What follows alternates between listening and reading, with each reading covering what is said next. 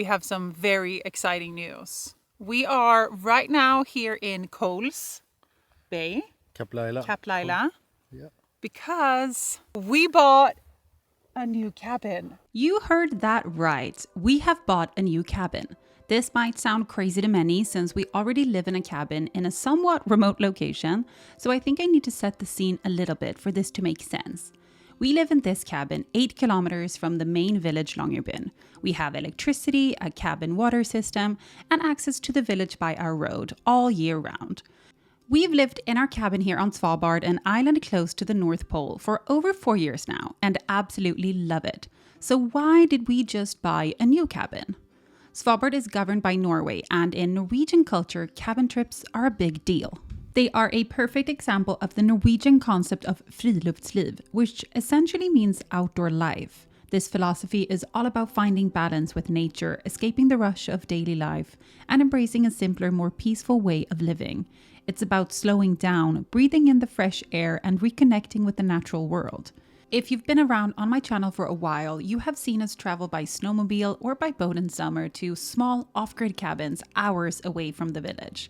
The 14 rentable cabins around the island provide the perfect opportunity to experience a few days of off-grid living, fully immersed in the stunning Arctic wilderness. It's a chance to disconnect from the hustle of modern life and embrace the solitude and beauty of Svalbard's rugged landscape. One of the main reasons so many of us have chosen to make this remote place our home. In addition to the rental cabins, there are also privately owned cabins scattered across various remote locations. Most were built decades ago, and new plots are almost never granted, making them a scarcity. Ever since Christopher moved here 10 years ago, owning a cabin in the wilderness has been his dream. So when a gem of a cabin came up for sale earlier this year, we jumped on the opportunity. We headed to the open viewing by snowmobile, of course, and the moment we stepped inside, we both fell in love with the place. So today, we are setting off by boat from Longyearbyen, heading to our new cabin, which is about 30 kilometers away. We're meeting the previous owners to officially get the keys, and the best part is, we'll be staying in our very own off-grid cabin for the first time. It's such an exciting milestone for us and the start of an amazing new adventure. Let's go. Our boat is too big. It's too low in the water, so we can't take it to our new cabin. So we have Christopher's friend, Harald, who is gonna take us in his boat. And this is one heck of a boat. Dang, it's called Polar Wind. That's a cool name. So we're gonna get on board here, and then he's gonna drive us and drop us off at the cabin. Creeping in. Hey. Ja, det går fint. Det är det. Nej, gick ut. Off we go. Göra det. Rangefinder. Okej. Jag vet att det är.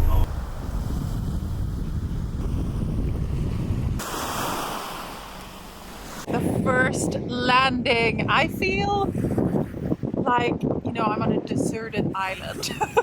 Christopher's gonna come soon with the stuff. He's gonna come in the next round with the 2 bags. That's everything that we have. Oh my gosh, I'm so excited for this. New chapter in our lives. Woo!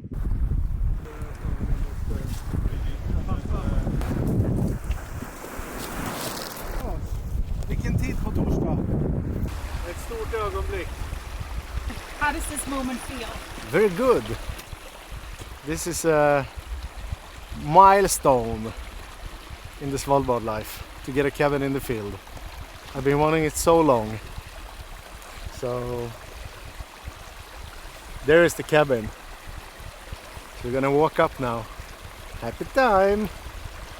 So I have like 100 kilo of food in here. So I will go home next year in December and refill. No. I have some food and some other things that I need up here. But quite heavy bag. The next winter we take out everything with a snowmobile, so we only have to take a little bit food in the summertime. So that's gonna be awesome. But this year we have to carry a bit more.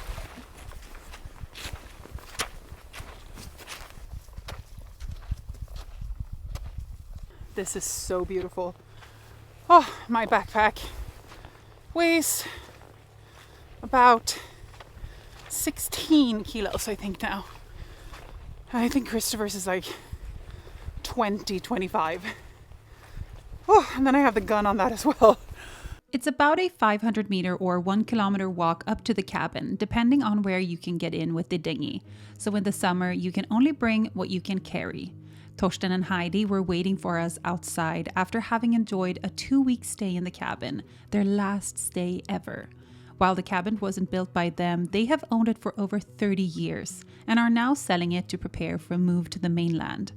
I can only imagine what wonderful years they've had here, and I'm so grateful that we get to take over this incredible place. Before they left, I made the last entry in the cabin guest book, which they brought with them home. While they've packed up their personal belongings, they've left everything else in the cabin for us.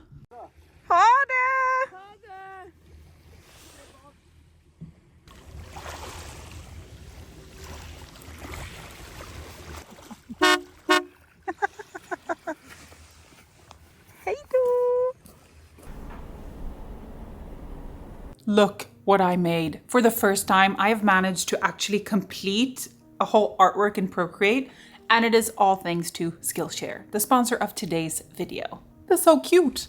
Now that Polar Night is around the corner, I start to think about what creative hobbies that I can do. And one thing that I've always wanted to learn is Procreate. This is where Skillshare becomes the perfect tool. Skillshare is the largest online learning community for creatives with thousands of classes. When logging on to Skillshare, I shared what some of my interests were, and from there, Skillshare immediately made recommendations tailored to my goals. This is how I found the class Procreate for Beginners. In this class by Brooke Glazer, I have learned so much about the program Procreate while creating a super cute piece of art. What is so great about Skillshare classes is that they are available in a range of experience levels. So when I have finished this class, I will move up to a more advanced one so I can just keep learning and get better. The first 500 people to use my link in the description box will get a 1-month free trial of Skillshare. So get started today. Thank you so much to Skillshare, and let's head back to the video. Little mushrooms right here, the stars. This is beautiful. I'm gonna put it on my wall. We bought a new cabin. Step aside, look at it. This is a off-grid cabin that we're gonna relax in. We're gonna go here and relax. All right, let's go on a tour inside the cabin. Oh, yo, yo. I'm gonna move this. This is the entryway, and in here there's actually a bedroom with a double bed. But first of all, we got to talk about something. As you will see on the drone photos and everything, it looks very crooked and uneven. And it is, because out in the field, these cabins are not put on poles. These cabins are just stood on, what is it, beams? And then different things, leveling them. Driftwood. Driftwood, and just kind of pallets, and it's not anything real, this foundation. But that is just kind of how they built all of these cabins. So what happens is, when it thaws in summer, the ground moves because the permafrost changes. Yeah. Which also means that the cabin moves with it. So now that it's summer, this part has, well, some part underneath here has moved. A couple of years ago, when they were trying to get it up, one of the driftwoods, like, I don't know, 6-7 meters, broke. So first of all, we have to change that one. Yeah. So we're going to lift it up and change that one, and then you can start lift everything again. Yeah. So that's how we're going to start. Anyway, this is the hallway. So this is the cabin. For being here for 30 years, it's in pretty good condition. Yeah. If you've been with us for a while on our channel, you've seen the other cabins we've gone to, which are, some of them are quite questionable when it comes to what kind of shape they're in. This is, it's been a private cabin, so they've kept it this beautiful for 30 years. Yeah, for more. Yeah. Since 83. So this is the living room. Here's the kitchen. And that is the bedroom. We're going to take a closer look in a minute. You'll notice here also, it's going down here and then it's going up here. It's not as bad. This room is manageable, you know? Yeah, I heard Torsten told me that he bought all the furniture, most of the furniture who are in here, for 50 crowns. It's like $5. I don't know how long ago, but it was like the couch and this and a little bit of everything that he bought for $50 and brought it out. So I think it's time to maybe change that. In here, we have the kitchen, and we're of course going to make quite a lot of changes to this cabin, mainly with just decor. But one thing I think we're just going to keep is this color. I think it's a vibe. It's so cute. Here we have the wood stove. This is going to be the main piece keeping the entire cabin warm in winter and in summer. Now that it's this kind of temperature outside where it's like 10 degrees, I think we actually can do without lighting a fire. Yeah. Because it's, you know, especially with the sun on the cabin at all times, you know, it doesn't really get cold in here. But in winter, this is the only thing, together with this, that will heat the cabin. This is the bedroom. And it's right next to the living room, which is really good because in the winter when it gets very cold, you kind of want to be close to the wood stove. So you know that you're going to be warm. But it has this bed, which I think is a queen, might be 140 centimeters or 160 centimeters. So with like all of the textiles in this cabin, we're definitely going to be changing those to new ones because I assume that these are maybe also 30 years old and also that they have previously smoked in here. So you don't really want to keep those things that kind of, you know, draw the smell of smoke. It's not bad. In here, you can't smell anything, which is really good because, you know, it's the area that we're going to sleep in now. So that's nice. The view, absolutely incredible. What's also really cool, or maybe scary, is because all of these cabins, you know, are adapted to be in polar bear country. So the window in here is a very small one, and that is exactly what you want. You do not want to have a big window where you're sleeping because that is the easiest thing for a polar bear to break. But when you sleep also, you can put the polar bear cover on, which is good, but still, it's still a weak point on the cabin. Another thing with the bedroom is also that it's not close to the door, which is also quite nice because that's another thing with the polar bears. A door is also a little bit of a weak point. So I'd say that this bedroom is ideally located, you know? So we're going to get ourselves a new mattress and all of the new furniture, but we're not going to do that until snowmobile season because that's the only way to get stuff out here is to tow it behind our sleds. And I am so excited. So what we're going to do on this trip is we're going to take measurements. We're going to make a little bit of a plan. And then when we come home, we're going to go on IKEA. And then we're going to order that towards October. No, that's too early. Probably December. December. We're going to order the IKEA so that we have it in, you know, January or February. And that is when we can bring it out to the cabin and we can fix it up. But, you know, this is so exciting. I can't even believe it, you know? Crazy. This is the kitchen. I think everything in this cabin is so cute. You know, it's just, I want to keep it cabin style. I want this to be this, you know? I don't want to take away this gorgeous green. And they've also left everything. When it comes to, like, you know, things, everything is here because it will be too much work, I think, to bring it to the village. And we said, leave anything that you don't want to take with you. We'll take it. So we have all of these cups, for example, and Christopher, who especially loves stuff like this, old Svalbard things, Christopher loves. And this is Svalbard Tun Pistolgruppa. No idea if they're old or not, but I have a feeling that they are. Christopher, the view. Christopher, the view. I can't. Okay, let's make our first coffee. Rille? Kaffe? Yes. We're gonna use this. This cooktop is a propane cooktop. So underneath here is a propane tank, one of those smaller ones, and that's very easy. Also, it looks very nice, you know? Happy to have that kind of style here. We have put the water on. And cafe.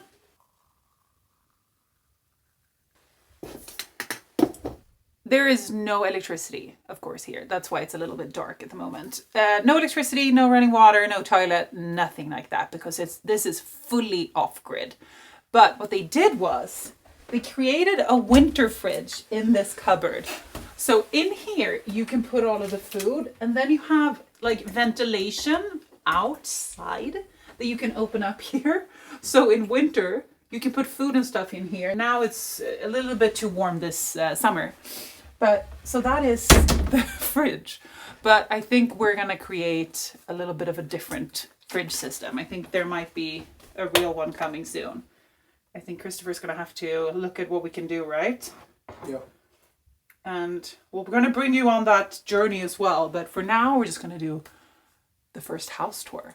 This is the second time I'm in the cabin. The fourth for you, right? Yeah. You were here for a weekend to get to know everything and get all of the details. Yeah. So I'm gonna need to show you the view out of this window.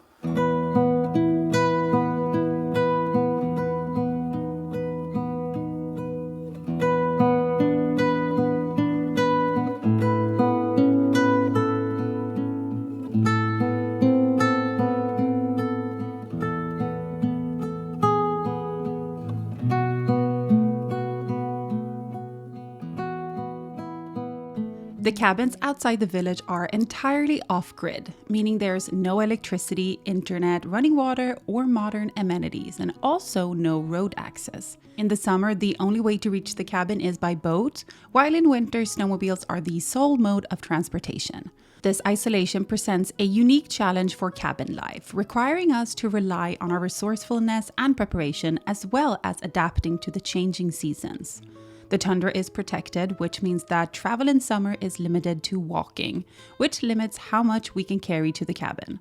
As a result, we have to carefully plan ahead. In the winter, we need to bring in all the supplies we'll need for the summer, such as drinking water and other essentials, since transporting them during the warmer months would be much more difficult due to the restrictions of movement across the tundra. Fortunately, Torsten and Heidi have developed an excellent system to manage all of these challenges, one that we plan to continue following. The remoteness also comes with another serious concern here on Svalbard, which is polar bears. While these powerful predators can be encountered anywhere on the island, the likelihood of encountering one increases as you venture further from the safety and noise of the village, making caution and bear safety measures absolutely critical. Hey, Bjorne. Wow. It is so beautiful.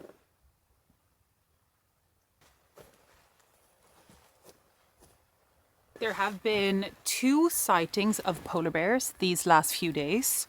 One in that direction, not too far away in that valley, and then one in the valley just around the corner there. So we are definitely just going to keep our eyes peeled. And when you're in a cabin, especially out here like this, you always, when you walk outside the door, you look to the right and then you look to the left. Very important. Also, it's very good to look around the corner.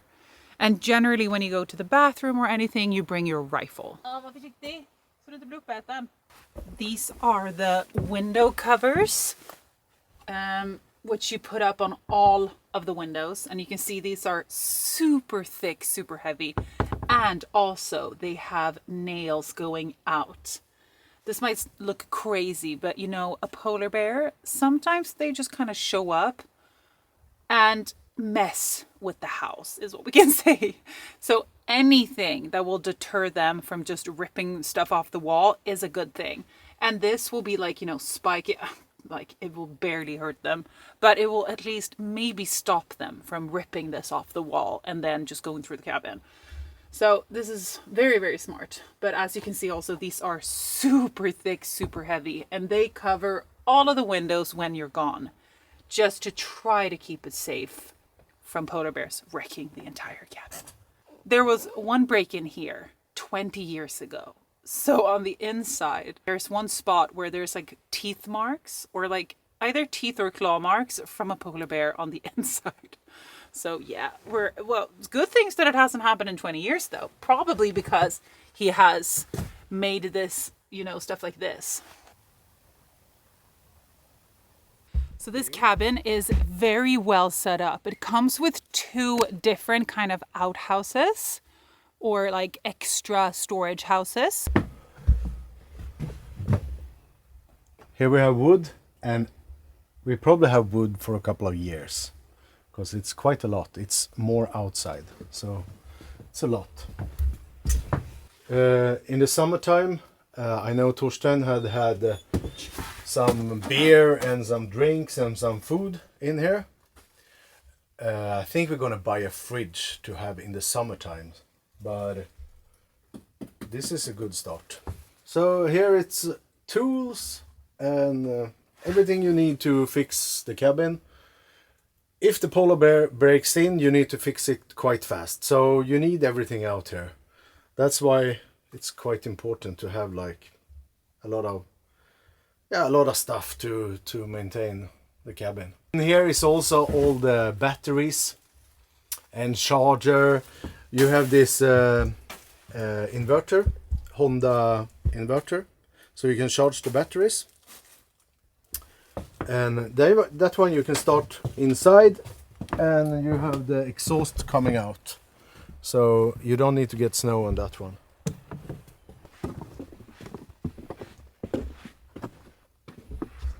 Here is the toilet and some more storage. So this is another storage and the toilet. So it's a classic outside toilet, and we keep all our water in here, and half of the water is from town that we bring out in May, in the end of snowmobile season. So you have fresh water the whole summer, so you don't need to bring that up. And I'm gonna show you where the other water, where we make the dishes from, this water. I'm gonna show you where we get that from. Here's the water. It's really close to the cabin. It's 50 meters from the cabin. So we get all the dishes water. We take it from here. So it's quite nice that we don't have to go too far to get water. The water is melted snow and glacier water is coming down, and it's, of course, it's dry up here in the end of September, October, when it starts to freeze. So you need to collect all your water before that in the 25-liter canister. So that's what we do. We fill up everything before, and then we have water the whole winter. Christopher is looking for Grim. The Grim is on the other side. Du får vända, hålla. Han går efter dig. Kom då, Bis. Nej, nu har han gått runt hörnet. Kom då, Bis. Jag kommer. Kom då. Nu möter ni varandra. Kille. Christopher did like 2 laps.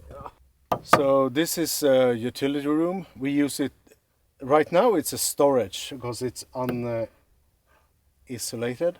Insulated? Yeah, it's not isolated. Yeah, so it's non-insulated. Yeah, so just right now it's a storage, but we could isolate it and put some windows and a fireplace, and you can use this as a extra cabin for friends.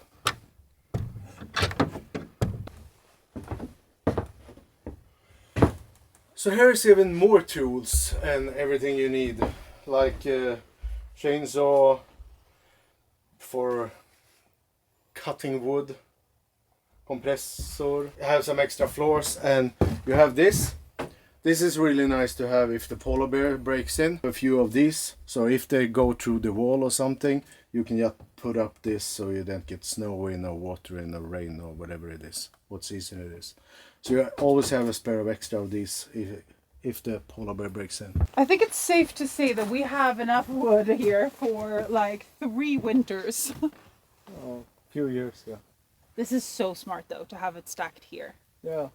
Like he brings up in the winter time, he goes down to the shore, and all the wood all the timber who has coming in the water, who's laying on the shore. Driftwood. Yeah, driftwood. He takes up with the snowmobile and put it here on the side. And when the summer is here, he cut it and pile it. So all the sides on the walls on the cabin, you can stack this wood. That is so much. Yeah. So next summer, I know what I'm gonna do. I'm gonna chop some wood. As you know, we don't have any trees on Svalbard. Nothing grows here. Only in the summer we have the tundra. So it's the top part of the permanently frozen ground that actually allows something to grow on it. So it's like moss and lichen and small flowers, but no trees because it's just, frozen. But this is what's so crazy is we get so much wood and so much trash from the rest of the world with the currents. Yeah, coming up. Coming up with the currents. So on the beaches of Svalbard, you can find driftwood all over. You can also find trash. You can find a bunch of stuff. Are you happy, Christopher? It's gonna be a nice spot. This is a dream come true for you and for me. I'm so excited. But I knew the moment I stepped into this cabin, I was like, this is the one. Herregud, så mysigt. Man städar bra alltså. Det är jätterent. The first thing I noticed when we were here in March on the showing or whatever, my first instinct was, oh my gosh, this is so clean. And Christopher just said the same. He's like, this cabin is spotless. I mean, they have every single surface is like it's new. It's crazy. A super clean cabin. Yeah, but that was also the first thing I said. Like, I don't think I've seen a cabin this clean. And that's also really nice because even though it's 30 years old, but you really kind of wouldn't tell.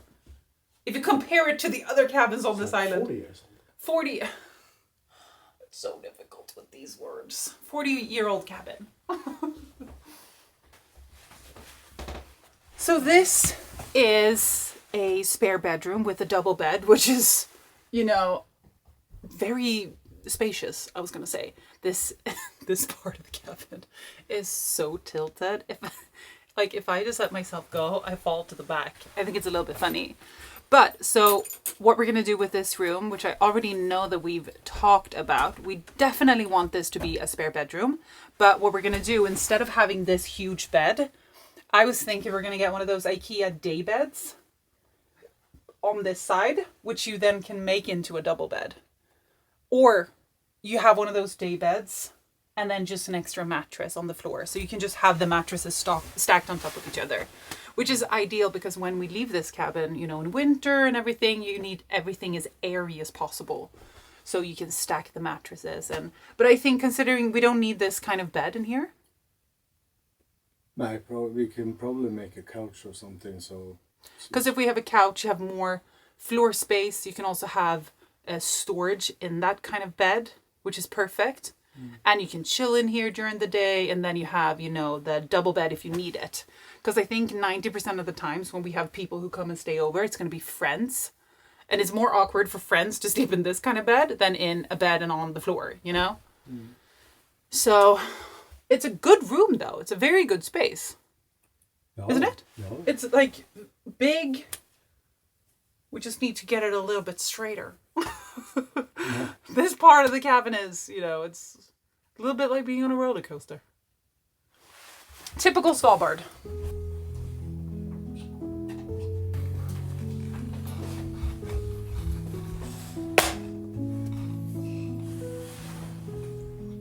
Oj, ja.